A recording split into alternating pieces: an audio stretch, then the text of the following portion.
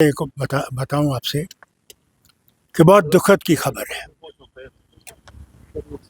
ये जो cloud burst है ये अब एक रूटीन जैसा हो गया है पहाड़ी इलाकों में हमारी। उत्तराखंड हो, वहाँ भी आपने देखा कितना नुकसान हुआ था। पिछले साल रामबन में भी हुआ और इस दफ़ा अब मछेल यात्रा जहाँ होती है उस मंदिर के सामने हुआ है और लाखों लोग इस यात्रा में जाते हैं।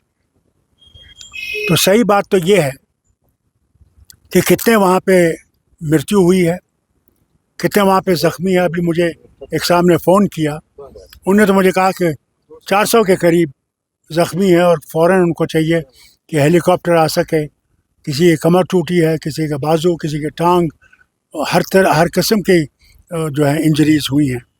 और मौसम भी सही नहीं है, मगर हम उम्मीद करेंगे कि एयरफोर्स के हेलीकॉप्टर जा सकें और इन ज़ख्मियों को वहाँ से निकाल सकें। कितनी वहाँ पे गाँव को काफ़ी नुकसान हुआ है, मंदिर के इलाके में नुकसान हुआ है। और ये कहना कि फ़ाइनल टोल क्या होगा वो अभी कहना आसान नहीं है, क्योंकि इस वक्त वो सब लगे हुए हैं रेस्क्यू ऑपरेशन में।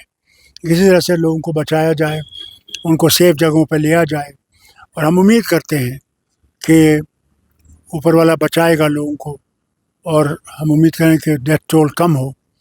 मगर सही खबर आपको मैं समझता हूँ 2-3 घंटों के बाद आएगी, क्योंकि इस वक्त सारे वो वहाँ के गांव के लोग, वहाँ पे जितने भी बाकी अफसर लोग और बाकी मदद करने वाले हैं वो लगे हुए हैं बचाने में। और मैं उम्मीद करता हूँ कि इनकी मदद से काफ़ी लोग बच जाएंगे।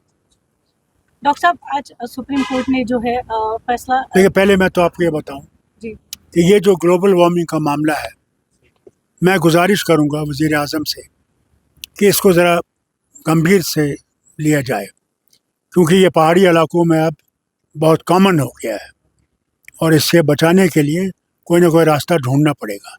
इसलिए मैं इनसे अपील करता हूँ कि ये इस दुखद के वक्त पे हमें इस बात को भी सोचना चाहिए कि आगे इससे हम निजात कैसे पा सकें। डॉक्टर साहब, अब मैं पूछूं? पूछिए। सुप्रीम कोर्ट ने जो आज सेंटर को बोला है कि 8 हफ्तों में आप हमें जो प्लीज़ सुप्रीम कोर्ट में की थी हिदायत कि रेस्टोरेशन ऑफ स्टेटहुड होना चाहिए, तो आज उन्होंने कहा कि 8 वीक्स हम सेंटर को देते हैं। ऑल्सो उन्होंने ये भी कहा कि पहलगाम जैसे अटैक को हम अंडरमाइन नहीं कर सकते उसको। देखिए, कोई किसी चीज़ को अंडरमाइन कर नहीं सकता। जब स्टेट थी तब भी होते थे। ये नहीं है कि स्टेटहुड ही जो है वो इसके ज़िम्मेदार है। वो तो होगा, हमारे नेबर के साथ हमारे ताल्लुकात ठीक नहीं है, वहीं से तो आते हैं। तो इसलिए ये कहना कि स्टेट को स्टेटहुड नहीं देना, वो पहलगाम हुआ है, तो फिर इनको याद रखना चाहिए कि मेरे वक्त में तो कई इंसिडेंट्स हुए, तभी स्टेट थी और हम उनका मुकाबला करते थे। तो ये कहना कि स्टेटहुड हम रोकेंगे या करेंगे, ये गलत है।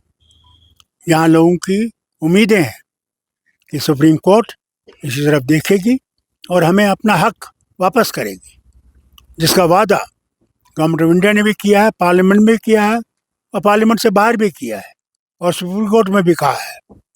तो हम उम्मीद करेंगे इस तरफ वो हमारा हक हमें वापस दिलाएं। शुक्रिया।